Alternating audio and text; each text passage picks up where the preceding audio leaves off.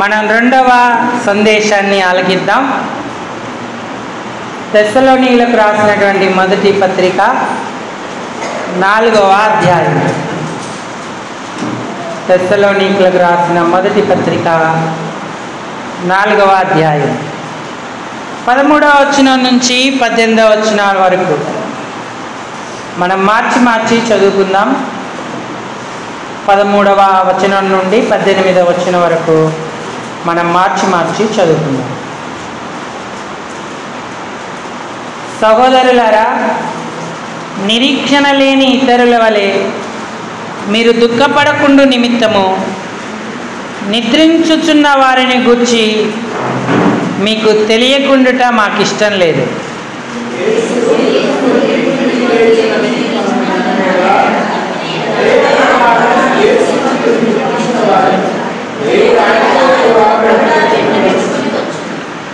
మేము ప్రభువు మాటను బట్టి మీతో చెప్పినదేమనగా, ప్రభువు రాకడ వరకు సజీవులమై నిలిచియుండు మనము నిద్రించిన వారి కంటే ముందుగా ఆయన సన్నిధి చేరము.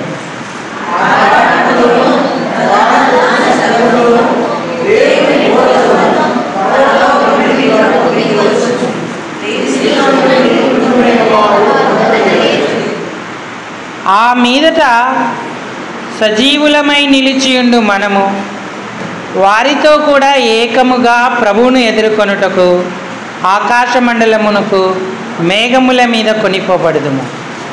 కాగా మనము సదాకాలము ప్రభువుతో కూడా నుందుము.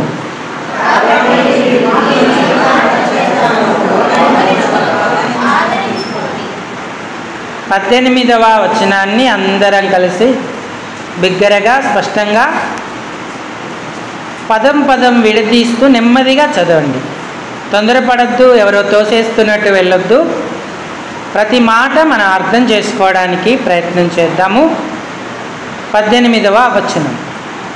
కాబట్టి మీరు ఈ మాటల చేత ఒకరినొకడు ఆదరించుకొనుడి. చాలండి. చదువుకున్న ఈ లేఖన భాగం చేరిరాగలిగిన మన హృదయాలకు ఈ మధ్యాహ్న కాల సమయం దేవుని ప్రసన్నతాధరణలను అనుభవించుటకు హెచ్చరికగా, పురికొల్పుగా, ఆశీర్వాదకరంగా, దీవెనకరంగా ప్రేమగల దేవుడు చేయునుగాక. ఆమేన్. ప్రభు ప్రజలారా, ప్రభునందునటువంటి ప్రియమైన వారులారా, మనం దేవుని యొక్క వాక్యం మీదనే మన మనస్సును నిలుపుకుందాం. అపోస్తలుడైన పౌలు తెస్సలోనికా అనే ప్రాంతంలో ఉన్న సంఘానికి మొట్టమొదటిసారిగా ఈ పత్రికను రాస్తూ వారికి ఒక విషయాన్ని తెలియజేస్తూ ఉన్నాడు. నిరీక్షణ లేని ఇతరుల వలె మీరు దుఃఖపడకుండు నిమిత్తం నిద్రించుచున్న వారిని గూర్చి మీకు తెలియకుండుట నాకు ఇష్టము లేదు అన్నాడు.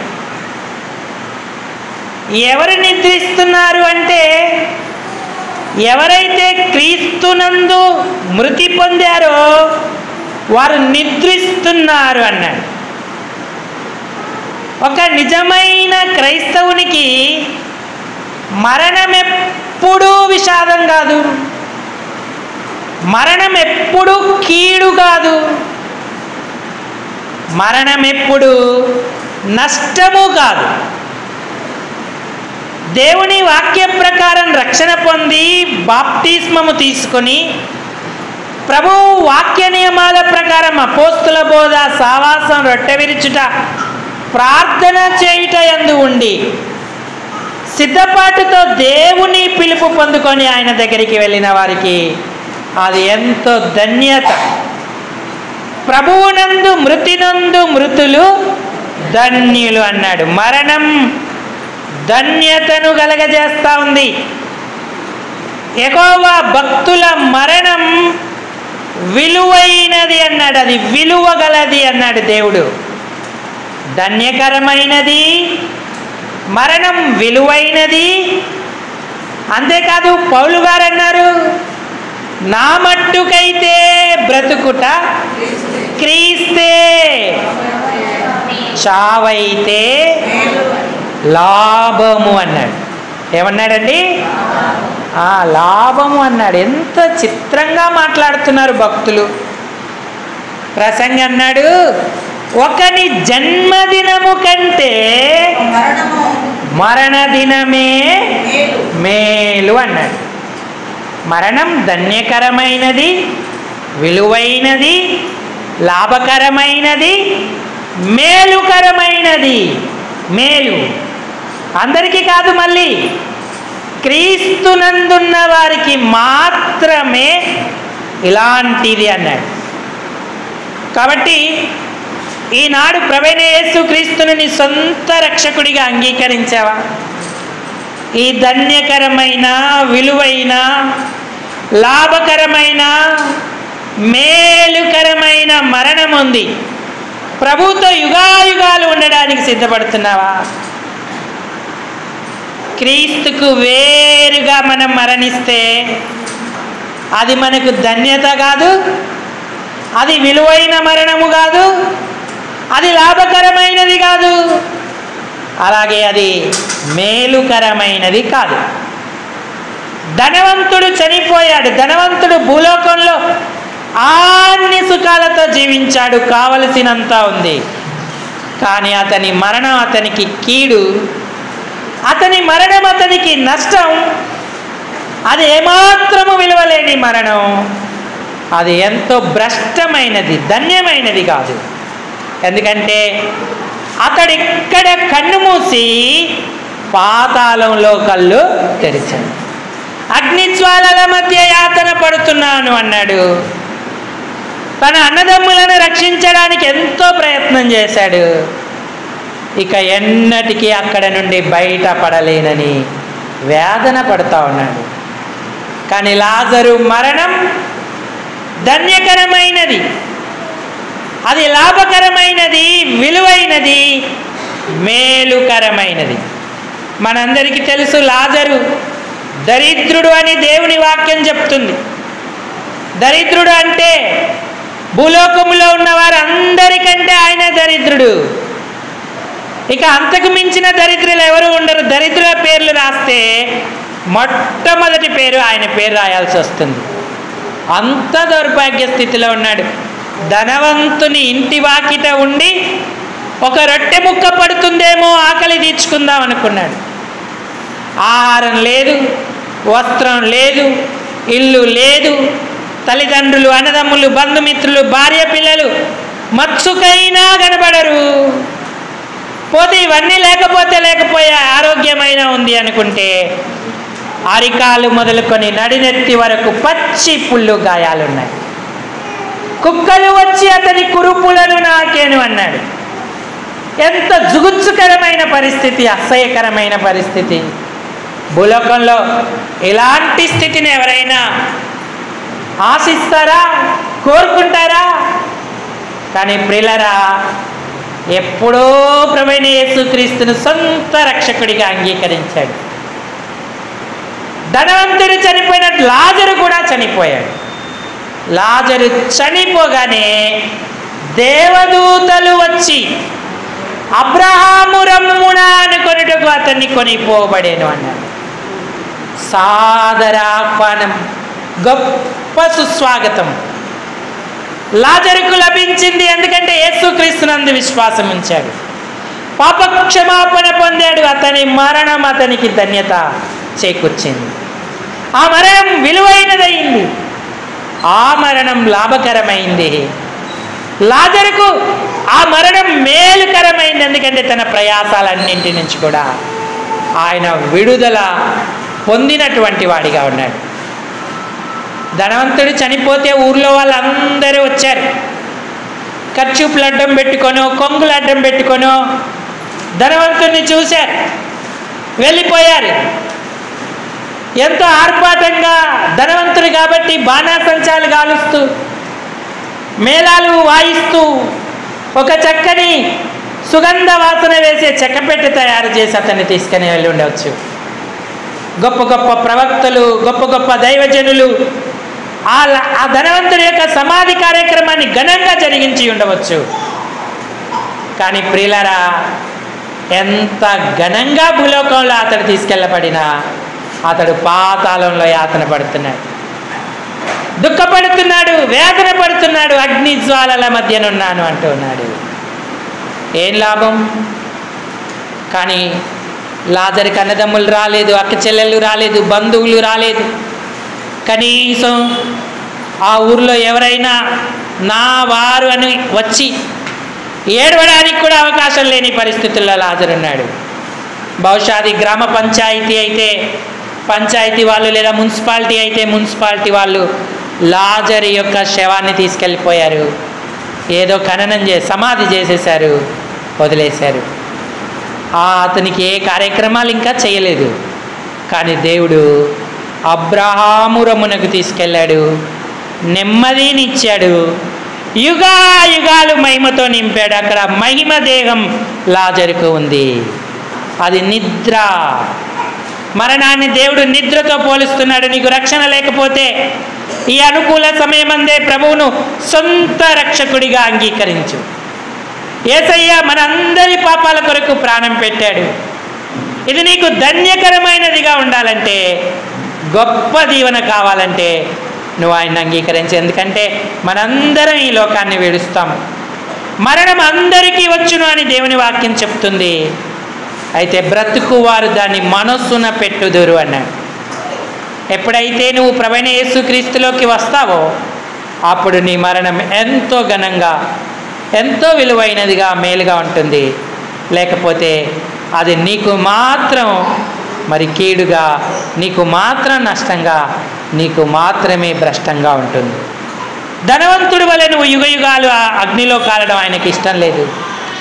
రక్షణ కొరకు ఆయన ఆహ్వానిస్తున్నాడు. నీ హృదయం తెరిచి ప్రభును సొంత రక్షకుడిగా అంగీకరించు, నువ్వు ధన్యుడవుతావు.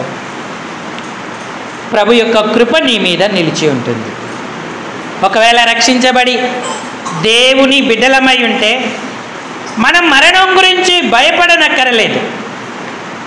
మరణమున్న వీధిలో నడవని వాళ్ళు ఉంటారు. మరణమున్న ఇంటి వారు మన ఇంటికి రావాలంటే వారికి ఆహ్వానం ఉండదు. మరణము కీడుగా భావిస్తూ ఉంటారు. నువ్వు నిజంగా రక్షణ పొంది దేవుని బిడ్డవైతే మరణం నీకు ఏ కీడు కలిగించదు, కీడు రాదు. ఇంకా చాలా నియమాలు ఈ లోకంలో ఉన్నాయి. మరి మరణించిన తర్వాత ఆ ఇంటి వారు ఆ కార్యక్రమాలు అయిపోయిన తర్వాత ఎక్కడికో వెళ్ళి నిద్ర చేసి రావాలంట. లేకపోతే ఆ ప్రాంతానికి, ఆ ఇంటికి, ఆ గ్రామానికి కీడు వస్తుందని భావిస్తారు. సరే, ఊరు భావిస్తుందంటే వేరు విషయం. నువ్వు భావించడం ఎంతవరకు వాక్యానుసారం? రక్షణ పొందావు, నీటి బాప్తీసంలో సాక్ష్యం ఇచ్చావు, సంఘంలో చేర్చబడ్డావు, ప్రభు రక్తదేహాలు పొందుతున్నావు, ప్రార్థనలు, ఆరాధనలు అన్నిట్లలో పాల్పొందుతున్నావు. మరణమును కీడుగా, మరణాన్ని విషాదంగా, మరణాన్ని బాధాకరంగా నువ్వెందుకు ఎంచుకుంటూ ఉన్నావు? ఇంకా ఎక్కువగా ప్రియులను ఆదరించవలసిన సమయం అని ఎందుకు గుర్తించట్లేదు? ఎందుకంటే వారు నిద్రిస్తున్నారు అన్నారు. నిద్రిస్తే ఏమవుతుంది? కాసేపటికి మేల్కుంటారు. నిద్రపోయిన వారు మేల్కోకుండా ఉంటారా? సాయంకాలం నిద్రపోతే మధ్యరాత్రి, తెల్లవారో మెలకు వస్తుంది. మధ్యాహ్నం నిద్రపోతే సాయంకాలానికి మెలకు వస్తుంది. నిద్రించిన వారు ఎవ్వరూ మేల్కోకుండా ఉండలేరు, తప్పకుండా మేల్కొంటారు. కాకపోతే ఈ నిద్ర కొంచెం ఎక్కువసేపు ఉంటుంది. యేసుప్రభు వారు మధ్యాకాశానికి వచ్చినప్పుడు ఆయన తనతో కూడా వారిని వెంటబెట్టుకొని వస్తాడు. నిద్రించిన వారికంటే ముందుగా మనం వెళ్ళాం. సజీవులుగా ఉంటే రెప్పపాటులో మార్పు చెందబడతాం. సమాధి తెరవబడుతుంది. ఒకవేళ సమాధిలో ఉంటే ప్రధాన దూత శబ్దము వినబడగానే మనందరము లేచి ఆయన ఎదుటికి వెళ్ళిపోతాం. మేఘముల మీద కొనిపోబడుదుము అన్నాడు. అది ఎంత ధన్యకరమైనటువంటి అనుభవం. క్రైస్తవుడు మంచి నిరీక్షణాదరణలను కలిగి ఉండాలి. మరణం అందరికీ వస్తుంది, అందరూ దాన్ని మనసున పెట్టాలి. చిత్రం ఏంటంటే రాను రాను క్రైస్తవులలో మానవత్వం కూడా కనబడట్లేదు. మానవత్వం అంటే లోకంలో చుట్టుపక్కల వాళ్ళు ఎవరైనా చనిపోతే వారికి సంబంధం లేకపోయినా ఇరుగు పొరుగు వారైన కారణాన వారు వెళ్ళి వారిని చూచి వారిని ఆదరించి వారు అక్కడ కాసేపు పలకరించి ఉండి వస్తారు. మీకు ఒక విషయం తెలుసా? హిందువులు సమాధి లేదా మరణానికి వెళితే సమాధి కార్యక్రమం అయ్యేంతవరకు ఇంటికి వెళ్ళరు, మధ్యలో వెళ్ళిపోరు. చూసి నేను వచ్చానులే అని ఆదరించుకొని వెళ్ళిపోరు. వాళ్ళు ఆఖరి వరకు ఉంటారు. ఒకవేళ అక్కడ భౌతిక కాయం లేదా శవం అక్కడ ఉంటే చెప్పులు కూడా ధరించి ఆ శవం దగ్గరికి వెళ్ళరు. చెప్పులు ఒక దగ్గరే విప్పి ఎంతో గౌరవముతో భక్తి ప్రపత్తులతో అక్కడికి వెళ్ళి చూస్తూ ఉంటారు. మరణం వారికి ఎంతో శ్రద్ధను, భయాన్ని, వైరాగ్యాన్ని కలిగిస్తుంది. కానీ క్రైస్తవులకు, నామార్థులకు ఎంతో తేలికత్వాన్ని, ఎంతో సులువుగా ఉండే తత్వాన్ని కలిగిస్తుంది. మన హృదయాలను కఠినపరుచుకుంటా ఉన్నాం. సంఘంలో ఎవరైనా ఒకరు మరణించారంటే మనం ఎంతసేపు వారిని ఆదరిస్తున్నాం, అక్కడ ఉంటున్నాం. సమాధి కార్యక్రమాలకు ఎంతమంది కనబడుతున్నాం. మనోడు కాదులే, మన బంధువు కాదులే, మన ప్రాంతం వాడు కాదులే, ఈ భావనలు నీకున్నాయా? మన నిత్యత్వానికి నువ్వెలా వస్తావు? నువ్వెలా బలపడతావు? నువ్వెలా ఆదరణ పొందుతావు? మరణము గురించిన సరి అయిన అవగాహన, మరణం పొందిన వారికి మనం ఏం చేయాలన్న అనుభవం మనకు లేకపోతే మనం దేవుని సత్యాన్ని సంపూర్ణంగా నెరవేరుస్తున్నటువంటి వారని కాము. 1 తెస్సలోనిక పత్రిక 1వ అధ్యాయం 18వ వచనం చదవండి. 1:18. క్షమించండి, 4:18. కాబట్టి మీరు ఈ మాటల చేత ఒకరినొకడు ఆదరించుకొనుడి. నాతో చెప్పండి అందరూ, ఈ మాటల చేత. గట్టిగా చెప్పాలి. ఒకరినొకడు ఆదరించుకొనుడి. ఈనాడు మానవులకు ఎంత ఆదరణ అవసరం. రక్షణ పొందిన కుటుంబాలు ప్రయాసపడి గాలివాన చేత కొట్టబడి ఆదరణ లేకయున్నాయి. అవి మరణమే సంభవింపనక్కరలేదు. నీ ఆర్థిక పరిస్థితులు, అనారోగ్య పరిస్థితులు, లేదా ఇరుగు పొరుగు వారి శ్రమలు, వేదనలు, శత్రువుల బాధలు మనకు ఆదరణ లేకుండా చేస్తూ ఉన్నాయి. అన్నిటికంటే ముఖ్యమైన ఎడబాటును బట్టి మనం ఎంతో ఆదరణ లేని వారిగా ఉంటా ఉన్నాం. ఈ మాటల చేత ఒకరినొకడు ఆదరించుకొనుడి అన్నాడు. ఆదరించుకొనుడి అన్నాడు. దేవుని బిడ్డగా ఈ మాటల చేత ఎంతగా ఒకరినొకరు మనం ఆదరించుకుంటున్నాం. అన్ని కుటుంబాలు సాతాను యొక్క చెరకు వెళ్ళిపోతూ ఉన్నాయి. సాతాను ఎప్పటికప్పుడు వాటిని నాశనం చేయాలని ప్రయత్నిస్తూ ఉన్నాడు. ప్రతి వ్యక్తిని గురిగా ఉన్నాడు. మనకు ఆదరణ అవసరం. మన లోకంలో ఉన్నప్పుడు తల్లి ఆదరణ అవసరం. తల్లి లేని వాళ్ళని అడగండి, తల్లి ఎలా ఆదరిస్తుంది, వాళ్ళ బాధ ఎంతో గొప్పది, ఎంతో బాధాకరమైనది వారి విషయం. తండ్రి లేని వాళ్ళని అడగండి, అయ్యో నా జీవితంలో నేను తండ్రి ఆదరణే పొందలేదే అని బాధపడుతూ ఉంటారు. అన్నదమ్ముల ఆదరణ, అక్క చెల్లెళ్ళ ఆదరణ, భర్త ఆదరణ, భార్య ఆదరణ అందరికీ అవసరమై ఉన్నటువంటి ఉన్నది.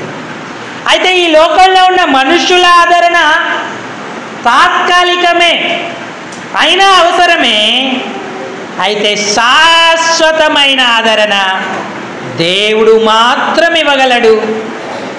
ఆయన స్వయంగా మన మధ్యకు రాలేకపోయినా ఆత్మరూపిగా ఆయన మనల్ని ఆదరించగలడు.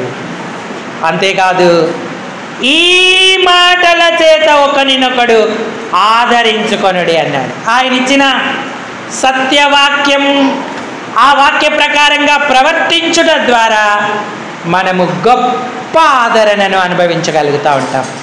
మొట్టమొదటిది, మనం ఆదరించబడవలసిన స్థితిలో ఉన్నాం. అలాగే ఇతరులను ఆదరించే బాధ్యత దేవుడు మనకు అనుగ్రహించాడు.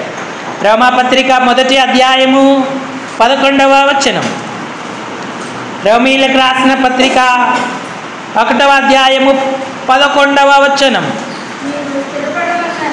మీరు స్థిరపడవలనని అనగా మీకును నాకును కలిగి ఉన్న విశ్వాసము చేత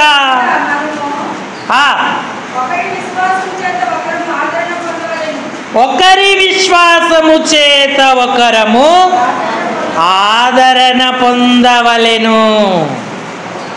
మీరు స్థిరపడాలంటే మీకు నాకు కలిగి ఉన్న ఈ విశ్వాసాన్ని బట్టి ఒకరినొకరము ఆదరించుకొనవలెను అంటూ ఉన్నాడు. ఈ మాట చేత నువ్వు ఆదరిస్తా ఉన్నావా? నీ విశ్వాసం ఆదరణ అవసరమైన వారికి ఆదరణ కలగజేస్తుందా? అప్పుడు దేవుడు నిన్ను ఆదరిస్తాడు. ఎట్టి శ్రమలోనున్న వారినైనాను ఆదరించుటకు నీవు శక్తి గలవాడిగా, శక్తి గలదానిగా ఉంటావు. ఇతరులకు ఆదరణ ఇవ్వాలి. ఇది విశ్వాస ఆదరణ. ఒక మాటలో చెప్పాలంటే విశ్వాసీ ఆదరణ. విశ్వాసీ ఆదరణ. నీవి ఆదరణ అందిస్తున్నావా? పొందుతున్నామా? సంఘం మనల్ని ఆదరించాలి, అలాగే సంఘాన్ని మనము ఆదరించాలి. ఒకరి విశ్వాసం చేత ఒకరము ఆదరింపబడవలెను అన్నాడు. పౌలు గారు ఎంతో గొప్ప దైవజనుడు. అయినను సరే ఒకానొక కాలంలో నెమ్మది లేకుండా అలమటిస్తూ ఉంటుండగా ఆయనకు ఆదరణ అవసరమై ఉన్నది. 2వ కొరింథీ పత్రిక 6వ అధ్యాయం 7వ అధ్యాయము 6వ వచనం చదవండి. కొరింథీ 2వ కొరింథీ 7:6. అయినను దీనులను ఆదరించు దేవుడు తీతు రాక వలన మమ్మును, నాతో చెప్పండి, తీతు, గట్టిగా చెప్పాలి, తీతు రాక వలన మమ్మును ఆదరించెను. మరి విశ్వాసిగా కష్టాలు, నష్టాలు, బాధలు, మరణాలు అనుభవిస్తున్న వారి ఇంటికి మన రాక ఉందా? ఆ రాక వలన మనం వారిని ఆదరిస్తున్నామా? పౌలుకు ఆదరణ అవసరమా? పౌలు గొప్ప దైవజనుడు, ప్రార్థనాపరుడు, తీతు అతని శిష్యుడు. అయినా పౌలేమంటున్నాడంటే తీతు రాక నాకెంతో ఆదరణ కలగజేసి ఉన్నది అంటున్నాడు. ఈ విశ్వాసపు ఆదరణ ఒకరినొకరం మనము ఆదరించుకోవలసినటువంటి వారంగా ఉన్నాం. ప్రియులారా, మనం ఎక్కడున్నామనిపిస్తుందంటే జనారణ్యములో ఉన్నామనిపిస్తుంది. కాఠిన్యమైన అరణ్యంలో ఉన్న ఏదో పండో ఫలమో ఆకో ఏదో దొరుకుతుంది. కానీ ఈ జనారణ్యంలో అవి ఆశించడం కూడా వ్యర్థమే. మనం ఎంత భయంకరమైన స్థితిలో ఉన్నాం. ఆదరణ అవసరమైన వారికి ఆదరణ ఇచ్చే తీతుల్లాగా ఉన్నామా? ఆదరణ అవసరమైన వారు తీతు రాకడ వలన ఆదరణ పొందుతున్న వారిగా ఉన్నామా? పౌలు వలె ఈ విశ్వాసం సమపాలనలో మనకు ఉన్నప్పుడు మనకు ఆలోచన కలుగుతుంది. అయ్యో, నా సహోదరుడు అనారోగ్యంలో ఉన్నాడే, ఆర్థిక ఇబ్బందుల్లో ఉన్నాడే, నెమ్మది లేకుండా ఉన్నాడే, వారి ఇంట్లో సంభవించిన మరణాన్ని బట్టి బాధపడుతున్నాడే అన్న ఆలోచన కలిగి మనం ఆదరించుటకు వెళతాం. యోబుకు కలిగిన శ్రమలను బట్టి అతని స్నేహితులు ఆదరించుటకు వచ్చారు. ఆదరించుటకు వచ్చి అతని బాధ చూసి ఒక్క మాట మాట్లాడకుండా వారు ఉపవాసం ఉండి అతనితో పాటు కూర్చొని ఉన్నారు. ఎంత ఆదరణ యోబుకు! ఈనాడు అలాంటి ఆదరణ కరువైపోతూ ఉంది. విశ్వాస ఆదరణ సంఘాలు, సేవకులు, విశ్వాసులు నోచుకోలేకపోతూ ఉంటున్నారు. దేవుని రాకడ ఆసన్నమవుతున్న దినాల మధ్య ఇట్టి ఆదరణ మనం చూపించవలసిన వారముగా ఉన్నాం. ఎందుకంటే మరణం వచ్చిన వాళ్ళ ఇంటికి వస్తే మనకేం మరణం రాదు, కీడు రాదు, వాళ్ళతో మాట్లాడితే ఏదో చుట్టుకోదు. ఇవన్నీ అన్యజనుల భయాలు, అవి విశ్వాసులకు ఉండకూడదు. ఇంకా చిత్రం ఏంటంటే పెళ్లి భోజనాలు పుష్టిగా తింటారు కానీ దినం భోజనాలు చేయరంట. చాలా చిత్రం. మరి సంఘం ఎలా చేయాలి భోజనం? నీ ఇంట్లో దినం భోజనం అంటే దాని ద్వారా కీడు వెళ్ళిపోతుందని వాళ్ళ భావన. నీకు కీడు రావద్దు, తినేవాళ్ళకు మాత్రం కీడు రావాలా? మన అభిప్రాయాలు కూడా లేఖనానుసారమే ఉండాలి. తీతు వస్తేనే వారు ఆదరింపబడతా ఉన్నారే, మరి వారికి సాయం చేస్తూ, వారి భోజనం చేస్తూ, వారిని పలకరిస్తూ ఉంటే వారికెంత ఆదరణ సంతోషాలు కలుగుతూ ఉంటాయి. అవన్నీ మనుషుల వట్టి వ్యర్థమైన తలంపులు. దేవుని వాక్య ప్రకారంగా నిర్ణయం చేసుకోవాలి. అప్పుడు మనకు ఆదరణ, ఇతరులకు ఆదరణ ఇచ్చేటువంటి వారంగా ఉంటాం. ఒక సహోదరి ఉండింది, చావు భోజనాలు మాత్రం చేయదు. వాళ్ళ ఇంట్లో కూడా మరణం సంభవించింది. నేను అనుకున్నాను, ఏ సంఘము సహోదరుని ఇంట్లో ఈమె భోజనం చేయలేదు కదా, ఈమె ఇంట నేనెందుకు భోజనం చేయాలనుకున్నాను. కానీ అప్పుడు ఆమెకు నాకు వ్యత్యాసం ఎలా కనబడుతుంది. అందుకని చావు భోజనం కూడా వాళ్ళ ఇంట్లో చేసి వారిని ఆదరించడానికి ప్రయత్నం చేశాను. ప్రియులారా, దేవుని ఏర్పాటును బట్టి నిర్ణయం తీసుకోవాలి కానీ మన సొంత తలంపులను బట్టి, ఆలోచనలను బట్టి నిర్ణయం తీసుకోకూడదు. విశ్వాసి ఆదరణ విశ్వాసికి అవసరం. కాబట్టి అలాంటి మంచి నిర్ణయంలో మనం ఉండాలి. మన వారి కొరకు ఏం తేక్కర్లేదు, పళ్ళో, ఫలాలో, స్వీట్లో, కొబ్బరి బోండాలో, కూల్ డ్రింక్లో, కనీసం మన అపీరెన్స్ ఆ రాక ఉంటే చాలు, మనం కనబడితే చాలు. తీతు కనబడ్డాడంతే పౌలుకు ఎక్కడ లేని ధైర్యం, ఆదరణ వచ్చింది. అటు వారి ఆదరణను పౌలు పుచ్చుకున్నాడు. పౌలు యొక్క ఆదరణ తీతుకు కూడా కలిగింది. సంఘం ఒకరినొకరు ఆదరించుకోవాల్సినటువంటి వారిగా ఉండాలి. ఇది మొదటి సంగతి. రెండవది, రోమాపత్రిక 15వ అధ్యాయము 4వ వచనం.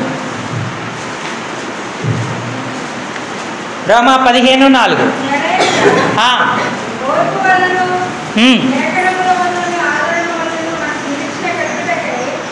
లేఖనము వలని ఆదరణ, ఏలయనగా ఓర్పు వలనను లేఖనము వలన ఆదరణ అన్నాడు. వాక్యము వలన ఆదరణ. పరిశుద్ధ గ్రంథంలో ఉన్న లేఖనం మనల్ని ఆదరిస్తుంది, మనతో ముచ్చటిస్తుంది, మనల్ని బలపరుస్తుంది, మనల్ని నడిపిస్తుంది. ఎప్పుడైతే ఆ వాక్యం చదువుతామో, వాక్యము వింటామో, తద్వారా ఆదరణను మనం అనుభవించేటువంటి వారంగా ఉంటాం. అది మరణ సమయములోనే కాదు సుమా, ఆర్థిక ఇబ్బందులు కలిగినప్పుడు, అనారోగ్యాలు కలిగినప్పుడు, వ్యాధి బాధలు కలిగినప్పుడు, శత్రువులు మన మీద దాడి చేయబోతున్నప్పుడు, నెమ్మది లేక ఉన్న ప్రతి పరిస్థితుల్లో లేఖనము వినాలి. లేఖనము వలన మనకు ఆదరణ కలుగుతుంది. లేఖనం అంటే వాక్యం, వాక్యం అంటే యేసు ప్రభువారు. ఇంకా చెప్పాలంటే ఆదరణకర్త. ఆదరణకర్తను నేను మీ యొద్దకు పంపుదును అన్నాడు. ఆ పరిశుద్ధాత్ముడు మనతో ఉండి తన సంగతులన్నిటినీ వివరిస్తూ మనలను ఆదరిస్తూ నడిపిస్తూ వచ్చేటువంటి వాడిగా ఉన్నాడు. ఈనాడు మన నిరాశ నిస్పృహలలో నీకు ఆదరణ లేఖనమేనా? ఒకవేళ ఎక్స్పెక్ట్ చేయొచ్చు కొంతమంది మనుషుల ద్వారా ఆదరణ, కానీ అది తాత్కాలికమే. కానీ లేఖనము ఎల్లప్పుడూ నిన్ను ఆదరిస్తుందని గుర్తిస్తున్నావా?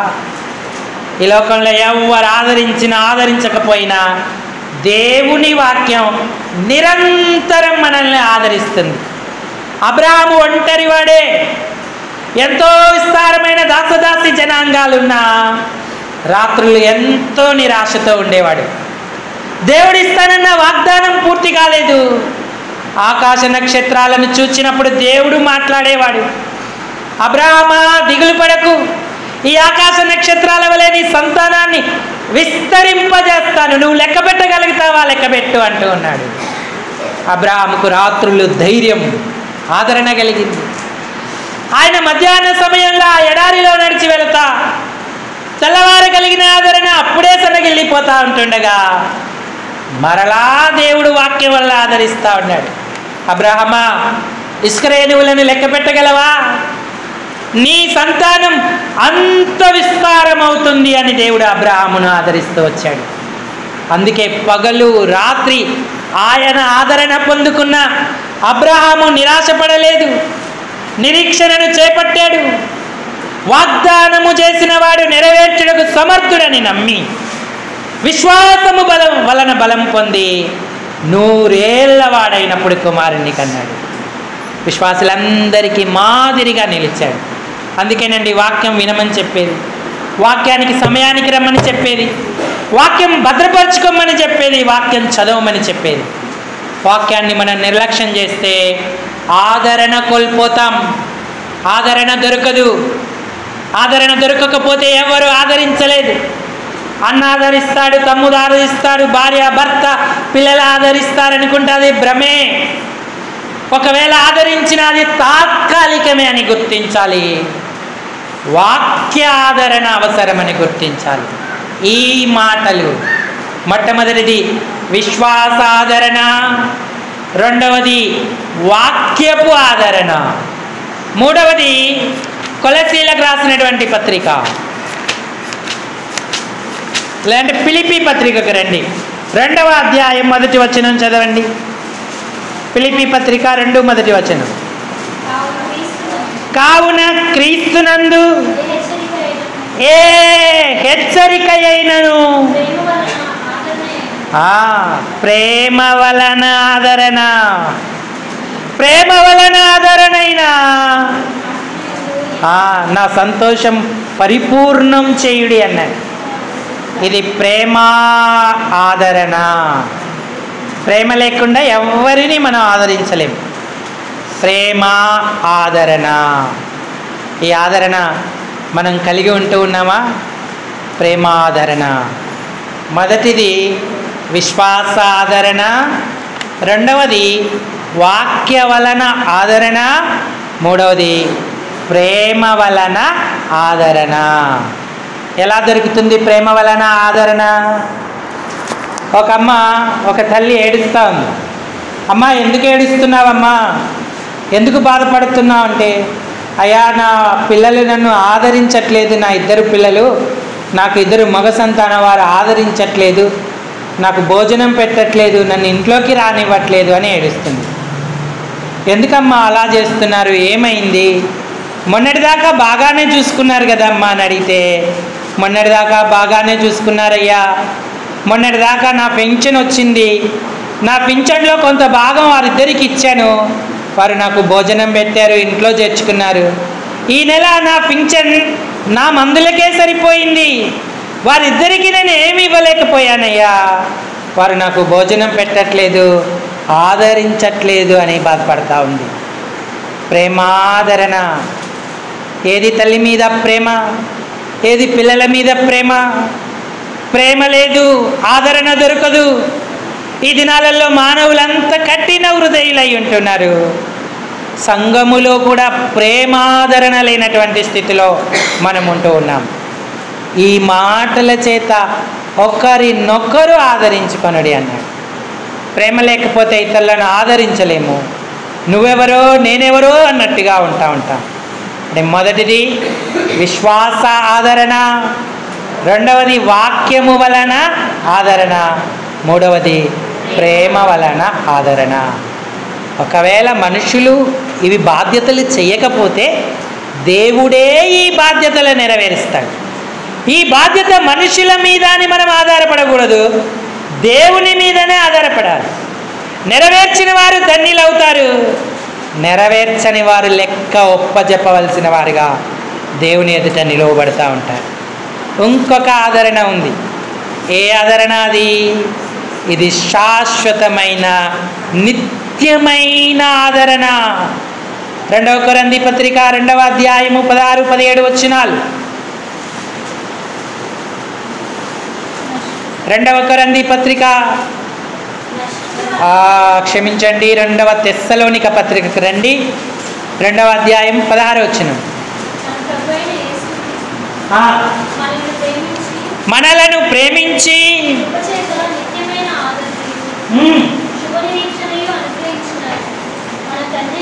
మన ప్రభువైన యేసుక్రీస్తు వారు మనలను ప్రేమించి కృపచేత నిత్యమైన ఆదరణ అనుగ్రహించాడు.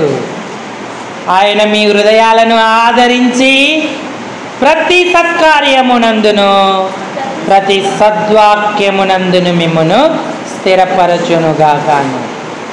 ఇది నిత్యమైన ఆదరణ. నిత్యము ఉండే ఆదరణ పొందిన వారు ఎంత ధన్యులు. వారికి పరిస్థితుల ఆదరణ కొరకు, మనుషుల ఆదరణ కొరకు, ఇతరమైన ఆదరణల కొరకు ఎదురు చూడరు.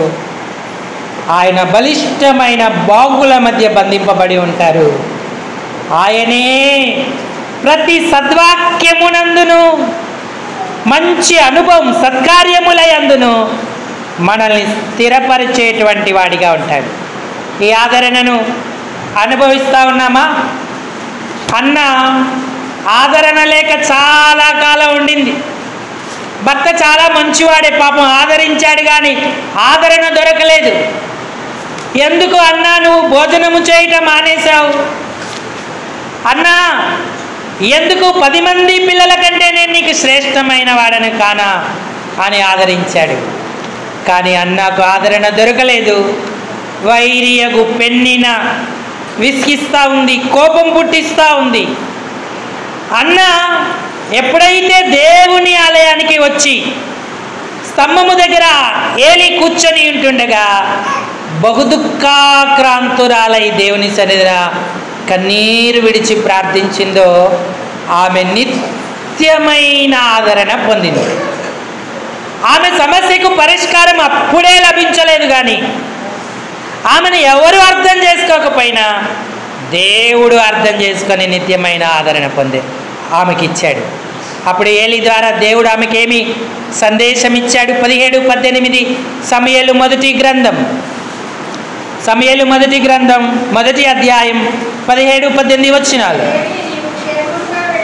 అంతటా ఏలి నీవు క్షేమముగా వెళ్ళుము, ఇశ్రాయేలు దేవునితో నువ్వు చేసుకొనిన మనవిని ఆయన దయచేయునుగా కానీ ఆమెతో చెప్పగా, నీ సేవకురాలైన నేను నీ దృష్టికి కృపనందుదునుగా కానెను.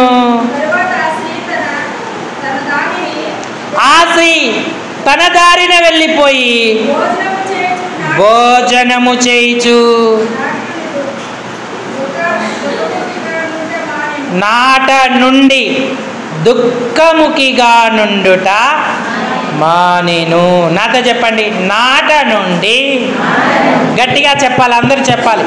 నాట నుండి దుఃఖముఖిగా నుండుట మానేను. నిత్యమైన ఆదరణతో కప్పబడిన వారెప్పుడు ఏడుపు మొహం పెట్టరు. నువ్వు నాకు ఇది చేయలేదు, అది చేయలేదు, వీళ్ళు చేయలేదు, వాళ్ళు చేయలేదు, ఈ మాటలే రావు. అది ఏ పరిస్థితుల్లోనైనా సరే. ఎందుకంటే దేవుడు వారికి నిత్యమైన ఆదరణ ఇచ్చాడు. ఆమె ధైర్యంగా వెళ్ళింది. ఇంకా అన్న విసిగిస్తుంది, అన్నాను పెనిన విసిగిస్తూనే ఉంది. సమస్య మారలేదు, అలాంటి పరిస్థితులే ఉన్నాయి. కానీ వాటిని లక్ష్య పెట్టక దేవుని వాగ్దానం మీద మనసు పెట్టింది, ధన్యురాలయ్యింది. సమూయేలు 2వ అధ్యాయంలో ఆమె ఆరాధన స్పష్టంగా మనకు కనబడుతుంది. యెహోవాని ఎరిగింది. ఆయన పరిశుద్ధ దేవుడు, ఆయన వంటి దేవుడు ఒక్కడు లేడు. ఆయన ఏదైనా చేయగలుగుతాడు. ఆయనకు అసాధ్యమైనది ఏదీ లేదు. నీవు అనంత జ్ఞాని అయిన దేవుడవు అని చెప్పి ఆయనను ఘనంగా ఆరాధన చేస్తూ కొనియాడుతూ వచ్చింది. ఇదే ఆరాధన యేసు ప్రభు తల్లి అయిన మరియలో కూడా మనం చూస్తూ ఉంటాం. వారందరూ నిత్యమైన ఆదరణ అనుభవించినటువంటి వారు.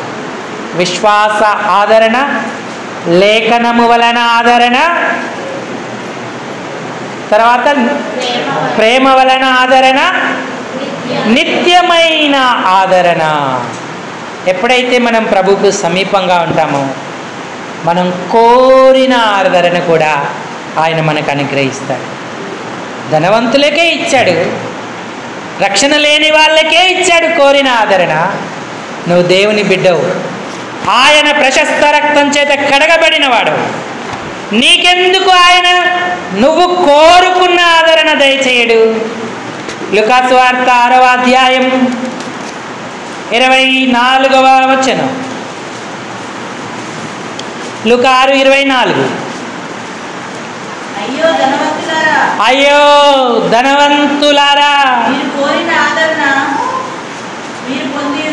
మీరు కోరిన ఆదరణ మీరు పొంది ఉన్నారు అన్నాడు.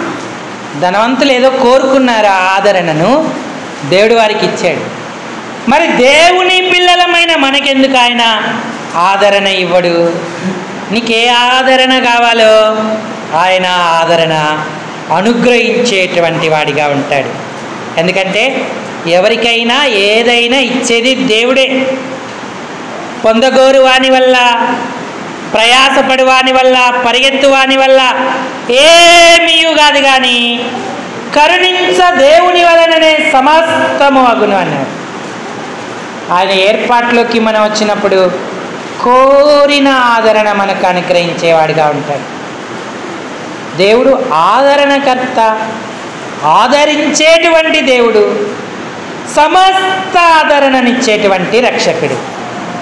ఈనాడు దేవుని పిల్లలంగా ఇలాంటి అనుభవాలు మనకున్నాయా? ఆయన రాకడ ఆసన్నమవుతా ఉంది. ఈ మాటల చేత ఒకనిన్నొకడు ఆదరించుకొనుడి అంటూ ఉన్నాడు. విశ్వాస ఆదరణ, లేఖనము వలన ఆదరణ, ప్రేమ ఆదరణ, నిత్యమైన ఆదరణ, కోరిన ఆదరణ. ఆదరణకర్త హస్తాలలోకి మనం వచ్చినప్పుడు ఈ అన్ని ఆదరణలు ఆయన మనకు అనుగ్రహించి మనలను కూడా ఆదరించే వారిగా చేస్తాడు. ఈ ఆదరణ యెరూషలేములోనే దొరుకుతుంది. యెషయా గ్రంథం తల్లి లాంటి ఆదరణ, తల్లి ఆదరణ. 60 యెషయా గ్రంథము 66వ అధ్యాయము 12వ వచనం నుంచి సహాయం చేయండి, ముగిస్తాను. యెహోవా ఇలాగు సెలవిచ్చుచున్నాడు, ఆలకించుడి, నది వలె సమాధానమును ఆమె యొద్దకు పారజేస్తాను. మీరు జనముల ఐశ్వర్యము అనుభవించున్నట్లు ఒడ్డు మీద పొర్లిపారు జల ప్రవాహము వలె మీ యొద్దకు దానిని రాజెత్తును. మీరు చంకను ఎత్తుకొనబడెదరు, మోకాళ్ళ మీద ఆడింపబడతారు. ఒకని తల్లి వానిని ఆదరించినట్లు నేను మిమ్మల్ని ఆదరించెదను. యెరూషలేములోనే మీరు ఆదరింపబడెదరు అన్న తల్లి లాంటి ఆదరణ, తల్లి కంటే శ్రేష్టమైన ఆదరణ ప్రభు ఇచ్చేవాడిగా ఉన్నాడు. మీరు చూడగా మీ హృదయము ఉల్లసించును, మీ ఎముకలు లేతగడ్డి వలె బలియును. యెహోవా హస్తబలం తన సేవకు కనపరచును, ఆయన తన శత్రువుల ఎడల కోపము చూపును. ఎంత మంచి ఆదరణకర్త. మరి ఆయన పిల్లలమైన మనం ఇలాంటి అనుభవంలో ఉంటున్నామా? నిత్యమైన ఆదరణ, ప్రేమాదరణ, వాక్యము వలన ఆదరణ, విశ్వాస ఆదరణ, కోరిన ఆదరణ యెరూషలేములో దొరుకుతుంది. యెరూషలేం అంటే సంఘం. అందుకే సంఘ సహవాసం మనకెంతో అవసరం. ప్రతి ఒక్కరూ సంఘంలో ఉండాలి. శుక్రవార స్త్రీల కూటాన్ని మనస్కరించాలి, శనివార సంఘ ప్రార్థనలను మనస్కరించాలి, రాత్రికాల ప్రార్థనలు మనస్కరించాలి. లోకంలో ఉన్న వ్యర్థమైన వాటిని అనుసరించొద్దు. ఎప్పుడైతే ఆ ఏర్పాట్లో ఉంటావో ఈ గొప్ప ఆదరణతో నింపుతాడు దేవుడు, బలపరుస్తాడు, ఆయన ఆశీర్వాదాన్ని మనకిస్తాడు. ఈ తలంపులను దేవుడు దీవించునుగాక. అందరూ తలలు వంచి కళ్ళు మూసుకోండి, మనం ప్రార్థనలోకి వెళ్దాం.